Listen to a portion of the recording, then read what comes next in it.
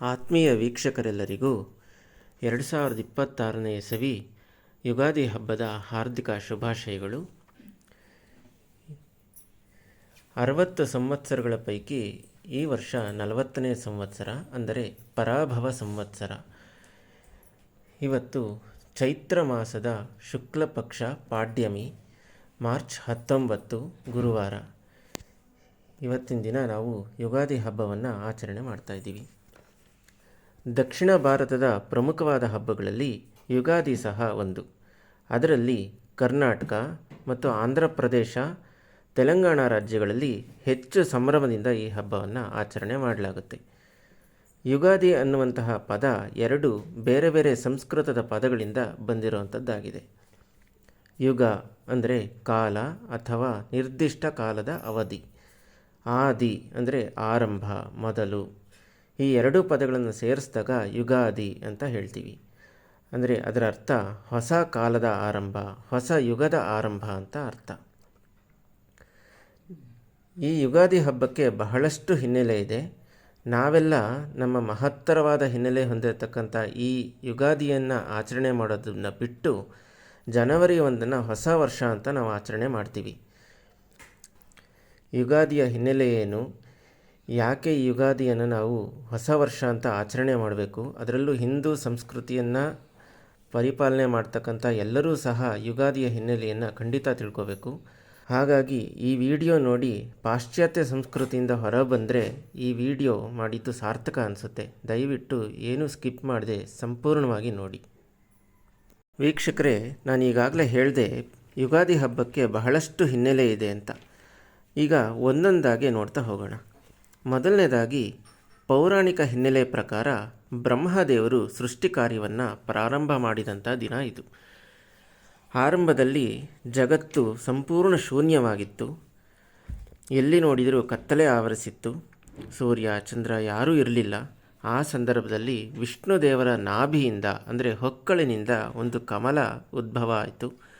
ಆ ಕಮಲದಿಂದ ಬ್ರಹ್ಮದೇವರು ಹೊರಗೆ ಬಂದು ಪ್ರಪಂಚವನ್ನೆಲ್ಲ ನೋಡ್ತಾರೆ. ಎಲ್ಲೂ ನೋಡಿದರೂ ಅಂಧಕಾರ, ಶೂನ್ಯ, ಏನೂ ಇಲ್ಲ.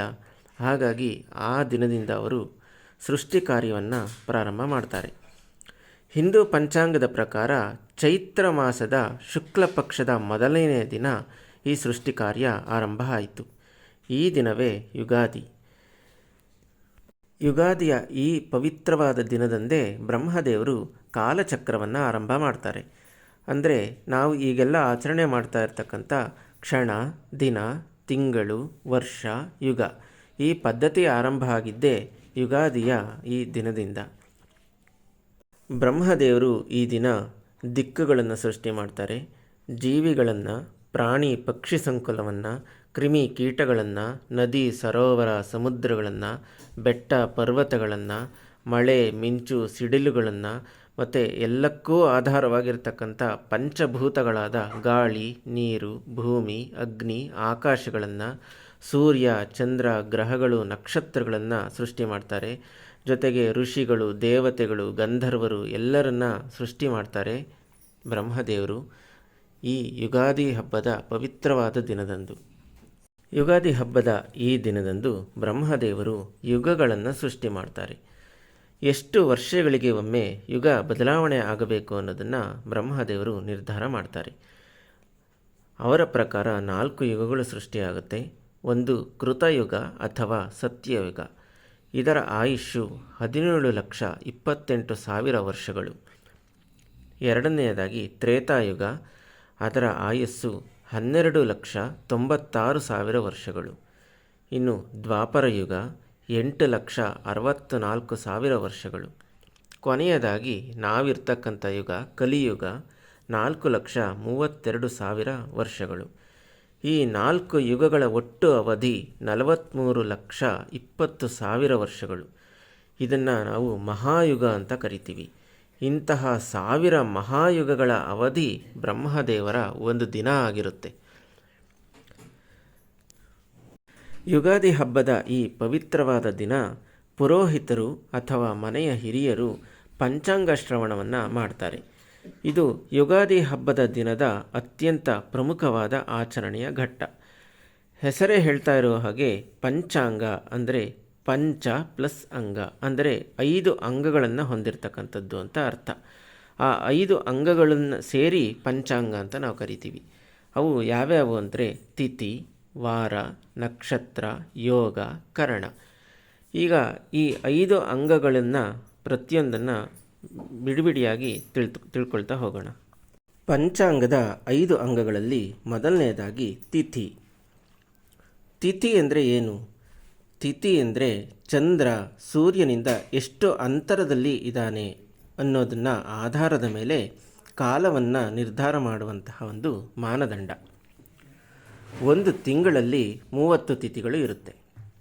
ಅದನ್ನು 2 ಭಾಗಗಳಾಗಿ ಮಾಡಿದ್ದಾರೆ, ಶುಕ್ಲ ಪಕ್ಷ, ಕೃಷ್ಣ ಪಕ್ಷ ಅಂತ. ಶುಕ್ಲ ಪಕ್ಷ ಚಂದ್ರ ಸೂರ್ಯನಿಂದ ದೂರ ಆಗ್ತಾ ಭೂಮಿಯ ಸಮೀಪಕ್ಕೆ ಬರ್ತಕ್ಕಂಥ ಕಾಲಮಾನ, ಅಂದರೆ ಅಮಾವಾಸ್ಯೆಯಿಂದ ಹುಣ್ಣಿಮೆಯವರೆಗೆ. ಶುಕ್ಲ ಪಕ್ಷದಲ್ಲಿ 15 ತಿಥಿಗಳು ಇರುತ್ತೆ. ಇನ್ನು ಕೃಷ್ಣ ಪಕ್ಷ ಚಂದ್ರ ಭೂಮಿಯಿಂದ ದೂರವಾಗಿ ಸೂರ್ಯನಿಗೆ ಹತ್ತಿರ ಆಗ್ತಾ ನಮಗೆ ಕಾಣೋದಿಲ್ಲ, ಅಂತಹ ಕಾಲಘಟ್ಟವನ್ನು ನಾವು ಕೃಷ್ಣ ಪಕ್ಷ ಅಂತ ಕರಿತೀವಿ. ಹುಣ್ಣಿಮೆಯಿಂದ ಅಮಾವಾಸ್ಯೆಯವರೆಗೆ ಕೃಷ್ಣ ಪಕ್ಷ ಅಂತ ಹೇಳ್ತೀವಿ. ಕೃಷ್ಣ ಪಕ್ಷದಲ್ಲೂ ಸಹ 15 ತಿಥಿಗಳು ಬರುತ್ತೆ. ಪಂಚಾಂಗದ 2ನೇ ಅಂಗ ವಾರಗಳು. ಇದು ಎಲ್ಲರಿಗೂ ಗೊತ್ತಿರ್ತಕ್ಕಂಥ ವಿಷಯ. ಭಾನುವಾರ, ಸೋಮವಾರ, ಮಂಗಳವಾರ, ಬುಧವಾರ, ಗುರುವಾರ, ಶುಕ್ರವಾರ ಮತ್ತು ಶನಿವಾರ. ಇಲ್ಲಿ ಪ್ರತಿ ದಿನಕ್ಕೂ ಸಹ ಒಂದೊಂದು ಗ್ರಹ ಇದೆ, ದೇವತೆ ಇದೆ ಮತ್ತು ಧಾರ್ಮಿಕವಾದ ಮಹತ್ವ ಇದೆ. ಇನ್ನು ಬ್ರಹ್ಮ ಸೃಷ್ಟಿ ಮಾಡಿದ ಪಂಚಾಂಗದ 3ನೆಯ ಭಾಗ ನಕ್ಷತ್ರಗಳು. ಚಂದ್ರ ಪ್ರತಿದಿನ ಒಂದು ನಕ್ಷತ್ರದಲ್ಲಿ ಸಂಚಾರ ಮಾಡ್ತಾನೆ. ಒಟ್ಟು 27 ನಕ್ಷತ್ರಗಳು ಇದ್ದು ಚಂದ್ರನ ಪ್ರಯಾಣದ ಚಕ್ರ 27 ದಿನಗಳಿಗೆ ಒಮ್ಮೆ ಮುಕ್ತಾಯ ಆಗುತ್ತೆ. ಪ್ರತಿ ನಕ್ಷತ್ರಕ್ಕೂ ಅದರದೇ ಆದ ಅಧಿದೇವತೆ ಇದ್ದು ಆ ನಕ್ಷತ್ರದ ಗಾಯತ್ರಿ ಮಂತ್ರಗಳೂ ಇವೆ. ಈಗಾಗಲೇ ನಮ್ಮ ಚಾನಲಲ್ಲಿ 27 ನಕ್ಷತ್ರಗಳ ಗಾಯತ್ರಿ ಮಂತ್ರಗಳನ್ನು ಪ್ರಕಟಣೆ ಮಾಡಲಾಗಿದ್ದು ವೀಕ್ಷಕರು ನೋಡಬೇಕು ಅಂತ ಕೇಳ್ಕೊತೀನಿ. ಪಂಚಾಂಗದ 5 ಅಂಗಗಳ ಪೈಕಿ 4ನೆಯ ಅಂಗ ಯೋಗ. ಒಟ್ಟು 27 ಯೋಗಗಳಿದ್ದು ಅವುಗಳಲ್ಲಿ ಶುಭ ಯೋಗಗಳು, ಅಶುಭ ಯೋಗಗಳು ಅಂತ 2 ವಿಧ ಇದೆ. ಯೋಗ ಅನ್ನುವಂಥದ್ದು ಸೂರ್ಯ ಮತ್ತು ಚಂದ್ರರ ಸಂಯೋಗದಿಂದ ಉಂಟಾಗುವಂತಹ ಕಾಲಸ್ಥಿತಿಯಾಗಿದೆ. ಇನ್ನು ಪಂಚಾಂಗದ 5ನೆಯ ಮತ್ತು ಕೊನೆಯ ಅಂಗ ಅಂದರೆ ಕರಣ. ಒಂದು ತಿಥಿಯ ಅರ್ಧ ಭಾಗನೇ ಕರಣ ಅಂತ ಹೇಳ್ತೀವಿ. ಅಂದರೆ ಸೂರ್ಯ ಚಂದ್ರರ ನಡುವಿನ ಅಂತರ 12 ಡಿಗ್ರಿ ಆಗಿದ್ದರೆ ಅದರ ಒಂದು ಕರಣ ಅಂದರೆ ತಿಥಿಯ ಅರ್ಧ ಭಾಗ 6 ಡಿಗ್ರಿ ಆಗುತ್ತೆ. ಈಗ ಲೆಕ್ಕ ಹಾಕ್ಕೊಳ್ಳಿ, ಒಂದು ತಿಥಿಗೆ 2 ಕರಣ ಇರುತ್ತೆ. ಪಂಚಾಂಗದ ಪ್ರಕಾರ 30 ತಿಥಿಗಳು ಇದೆ ಅಂತ ಈಗಾಗಲೇ ಹೇಳಿದ್ದೀವಿ. ಒಟ್ಟು 60 ಕರಣಗಳು ಒಂದು ತಿಂಗಳಲ್ಲಿ ಇರುತ್ತೆ. ಒಟ್ಟು 11 ಕರಣಗಳಿದ್ದು ಅವುಗಳಲ್ಲಿ 7 ಕರಣಗಳು ಮತ್ತೆ ಮತ್ತೆ ರಿಪೀಟ್ ಆಗ್ತಾ ಬರುತ್ತೆ. 4 ಕರಣಗಳು ಮಾತ್ರ ತಿಂಗಳಲ್ಲಿ ಒಮ್ಮೆ ಮಾತ್ರ ಬರುತ್ತೆ. ಈಗ ಇದನ್ನು ನಾನು PDF ಮೂಲಕ ನಿಮಗೆ ಕೊಡ್ತಾ ಇದ್ದೀನಿ. ಲಿಂಕನ್ನು ನೋಡಿ PDF ಡೌನ್ಲೋಡ್ ಮಾಡ್ಕೊಳ್ಳಿ. ಯುಗಾದಿ ಸಮಯದಲ್ಲಿಯೇ ವಸಂತ ಋತು ಪ್ರಾರಂಭ ಆಗುತ್ತೆ. ಒಣಗಿದ ಎಲೆಗಳು ಉದುರಿ ಮರ ಗಿಡಗಳಲ್ಲಿ ಹೊಸ ಚಿಗುರು ಬರುತ್ತೆ. ಹೂವುಗಳು ಅರಳಿ ಇಡೀ ಪ್ರಕೃತಿ ಹೊಸ ಜೀವಕಳೆಯನ್ನು ತುಂಬಿಕೊಂಡು ರಮಣೀಯವಾಗಿ ಕಂಡುಬರುತ್ತೆ. ವಸಂತ ಋತುವನ್ನು ವೇದಗಳಲ್ಲಿ ಪುನರ್ಜನ್ಮದ ಸಂಕೇತ ಅಂತಲೇ ಹೇಳಲಾಗುತ್ತೆ. ಅಂತಹ ವಸಂತ ಋತುವಿನಲ್ಲೇ ನಾವು ಯುಗಾದಿ ಹಬ್ಬವನ್ನು ಆಚರಣೆ ಮಾಡ್ತೀವಿ. ಈ ಪವಿತ್ರವಾದ ಯುಗಾದಿ ಹಬ್ಬದ ದಿನವೇ ಬ್ರಹ್ಮದೇವರು ಮಾನಸಪುತ್ರರನ್ನು ಸೃಷ್ಟಿ ಮಾಡ್ತಾರೆ.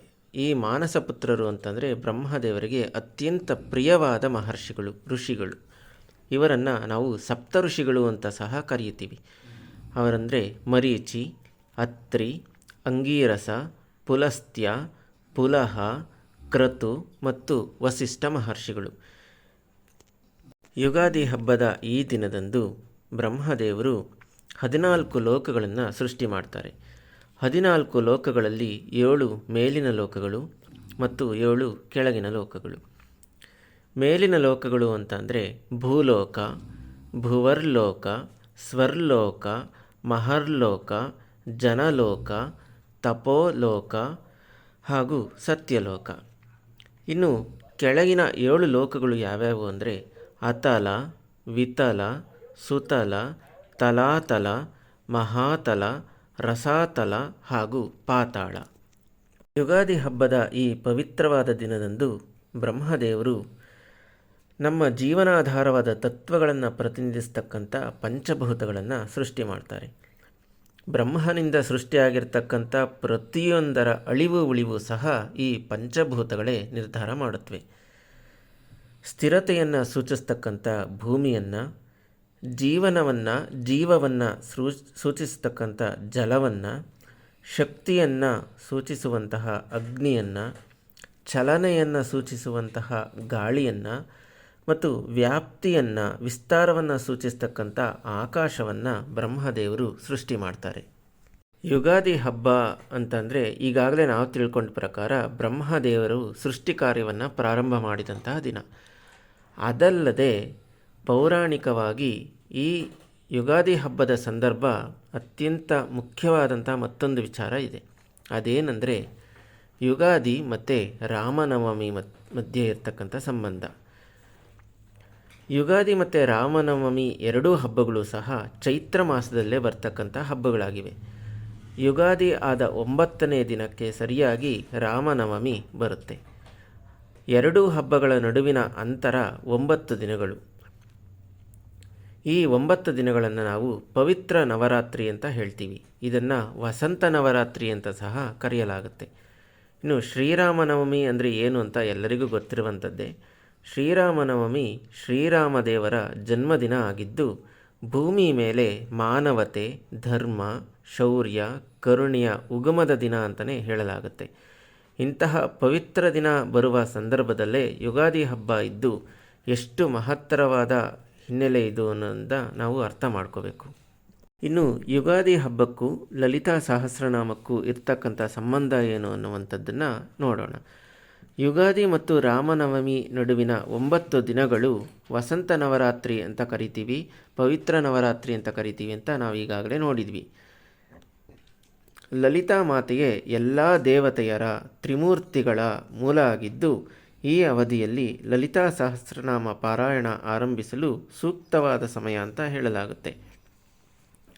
ಈ ಸಂದರ್ಭದಲ್ಲಿ ನವದುರ್ಗೆಯರಾದ ಶೈಲಪುತ್ರಿ, ಬ್ರಹ್ಮಚಾರಿಣಿ ದೇವಿ, ಚಂದ್ರಘಂಟ, ಕೂಷ್ಮಾಂಡ, ಸ್ಕಂದಮಾತಾದೇವಿ, ಕಾತ್ಯಾಯಿನಿ, ಕಾಲರಾತ್ರಿ, ಮಹಾಗೌರಿ ಮತ್ತು ಸಿದ್ಧಿದಾತ್ರಿ ದೇವಿಯನ್ನು ಪೂಜಿಸ್ತಾರೆ. ಚಂಡೀ ಹೋಮ ಇವುಗಳನ್ನು ಆಚರಿಸ್ತಾರೆ. ಆದ್ದರಿಂದಲೇ ನವದುರ್ಗೆಯರ ಮೂಲವಾದ ತಾಯಿ ಲಲಿತಾ ಮಾತೆಯ ಸಹಸ್ರನಾಮವನ್ನು, ಅದರ ಪಾರಾಯಣವನ್ನು ಯುಗಾದಿ ಹಬ್ಬದ ದಿನ ಆರಂಭಿಸಿದರೆ ಅತ್ಯಂತ ಉತ್ತಮ ಮತ್ತು ಒಳ್ಳೆಯ ಸಿದ್ಧಿ ಸಿಗುತ್ತೆ ಅಂತ ಹೇಳಲಾಗುತ್ತೆ. ಈ ರೀತಿ ಯುಗಾದಿ ಹಬ್ಬದ ದಿನ ಲಲಿತಾ ಸಹಸ್ರನಾಮವನ್ನು ಆರಂಭಿಸುವ ಸಂಪ್ರದಾಯವನ್ನು ನಾವು ಶಾಕ್ತ ಪರಂಪರೆಯಲ್ಲಿ ಕಾಣಬಹುದಾಗಿದೆ. ಯುಗಾದಿ ಹಬ್ಬವನ್ನು ಬೇರೆ ಬೇರೆ ರಾಜ್ಯಗಳಲ್ಲಿ ಬೇರೆ ಬೇರೆ ಹೆಸರಿಂದ ಕರಿತೀವಿ.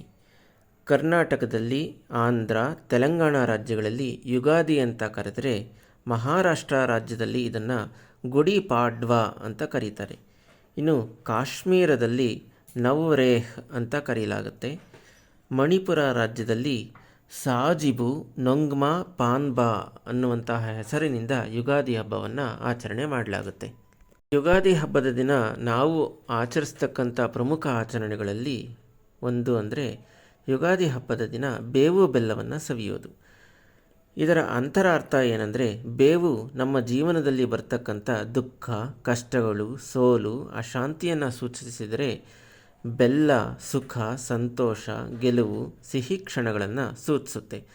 ಅಂದರೆ ಜೀವನದಲ್ಲಿ ಈ ಸುಖ ದುಃಖಗಳು ಎರಡೂ ಸಹ ಅನಿವಾರ್ಯ ಆಗಿದ್ದು, ಎರಡೂ ಸಂದರ್ಭಗಳು ಅನಿವಾರ್ಯ ಆಗಿದ್ದು ಎಲ್ಲವನ್ನು ಸಮಾನ ಮನಸ್ಸಿನಿಂದ ಸ್ವೀಕರಿಸಬೇಕು ಅಂತ ಈ ಬೇವು ಬೆಲ್ಲ ತಿಂತಕ್ಕಂತಹ ಆಚರಣೆ ಸೂಚಿಸುತ್ತೆ. ಈ ಪವಿತ್ರವಾದ ದಿನ ಎಣ್ಣೆ ಸ್ನಾನ ಮಾಡಿ ಅದನ್ನು ಅಭ್ಯಂಗ ಸ್ನಾನ ಅಂತ ಹೇಳ್ತಾರೆ. ಎಣ್ಣೆ ಸ್ನಾನವನ್ನು ಮಾಡಿ ಹೊಸ ಬಟ್ಟೆಗಳನ್ನು ಧರಿಸಿ ದೇವರ ಪೂಜೆಯನ್ನು ಬಂಧು ಮಿತ್ರರ ಜೊತೆ ಮಾಡಿ ವಿಶೇಷ ಭೋಜನಗಳನ್ನು ಸವಿಯಲಾಗುತ್ತೆ. ಸಂಜೆಯ ವೇಳೆ ಪಂಚಾಂಗ ಶ್ರವಣ ಮಾಡಿ ಯಾವ ನಕ್ಷತ್ರದಲ್ಲಿ ಜನಿಸಿರತಕ್ಕಂಥವರಿಗೆ ವರ್ಷದ ಫಲಾಫಲ ಹೇಗಿದೆ, ಲಾಭ ಎಷ್ಟು, ನಷ್ಟ ಎಷ್ಟು, ಆ ವರ್ಷದಲ್ಲಿ ಮಳೆ ಬೆಳೆ ಹೇಗಿದೆ, ಈ ಎಲ್ಲ ವಿಷಯಗಳನ್ನು ಪಠಣ ಮಾಡಿ ತಿಳಿಯಲಾಗುತ್ತೆ. ಕೊನೆಯ ಹಂತವಾಗಿ ಯುಗಾದಿ ಹಬ್ಬದ ದಿನ ಈಗ ಹೇಳ್ತಕ್ಕಂಥ ಕೆಲಸಗಳನ್ನು ನಾವು ಭಕ್ತಿ ಶ್ರದ್ಧೆಯಿಂದ ಮಾಡಿದರೆ ವರ್ಷ ಪೂರ್ತಿ ಇದರ ಫಲ ದೊರೆಯುತ್ತೆ ಅಂತ ಹೇಳಲಾಗುತ್ತೆ. ಮೊದಲನೆಯದಾಗಿ ಅಭ್ಯಂಗ ಸ್ನಾನ, ಎರಡನೆಯದಾಗಿ ದೇವರ ಪೂಜೆ, ಜಪ, ವಿಶೇಷ ತಿನಿಸುಗಳ ಸೇವನೆ, ಹಿರಿಯರಿಂದ ಆಶೀರ್ವಾದ ಪಡ್ಕೋಬೇಕು, ಪಂಚಾಂಗ ಶ್ರವಣವನ್ನು ಮಾಡಬೇಕು, ಪುರಾಣ ಪಠಣ ಅಂದರೆ ರಾಮಾಯಣ, ಮಹಾಭಾರತ, ಭಾಗವತ, ಭಗವದ್ಗೀತೆ ಇಂತಹವುಗಳನ್ನು ಪಠಣ ಮಾಡಬೇಕು. ಮುಖ್ಯವಾಗಿ ಅನ್ನದಾನವನ್ನು ಮಾಡಬೇಕು, ವಸ್ತ್ರದಾನವನ್ನು ಮಾಡಬೇಕು. ಹೊಸ ವರ್ಷದಲ್ಲಿ ನಾವು ಏನು ಮಾಡಬೇಕು, ಏನಾಗಬೇಕು ಅನ್ನುವಂಥದ್ದನ್ನು ಹೊಸದಾಗಿ ಸಂಕಲ್ಪವನ್ನು ಮಾಡಿಕೊಳ್ಬೇಕು. ಈ ಎಲ್ಲವನ್ನು ನಾವು ಶ್ರದ್ಧೆಯಿಂದ ಆಚರಿಸಿದರೆ ವರ್ಷ ಪೂರ್ತಿ ನಮಗೆ ಶುಭ ಫಲಗಳು ದೊರೆಯೋದರಲ್ಲಿ ಯಾವುದೇ ಸಂದೇಹ ಇಲ್ಲ.